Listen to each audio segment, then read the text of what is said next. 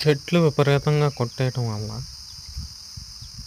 వర్షాలనేవి వర్షాకాలంలో పడకుండా విడిగా కూడా వస్తున్నాయి అన్నమాట. కాలాలకు తగ్గట్టుగా అనేది ప్రకృతి లేదు. దాని దిశలు మార్చుకొని ఎండాకాలంలో కూడా వానలు పడుతున్నాయి. వానాకాలం వచ్చేసరికేమో పంటలు వేసే టైం వచ్చేసరికేమో వానలు వెనక్కి వెళ్ళిపోతున్నాయి. అంటే కరెక్ట్గా పడాల్సిన టైంలో వానలు పడతల్లా. పడితే ముంగలు పడుతున్నాయి, లేదంటే లేటుగా పడుతున్నాయి. అంటే కరెక్ట్గా పడాల్సిన టైంలో పడకుండా ముంగలా పడుతున్నాయి ఎండాకాలంలో. వానాకాలంలో అయిపోయే టయానికి వర్షాలు పడుతున్నాయి అన్నమాట. అందుకని పంటకాలం అనేది లేట్ అవుతుంది. సో రైతులకు అనేది చాలా తీవ్రమైన నష్టం జరుగుతుంది. టెక్నాలజీ పెరగటం వల్ల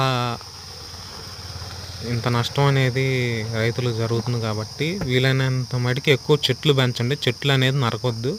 అవే రేపు మనల్ని కాపాడుతాయి. Thank you friends. Thank you.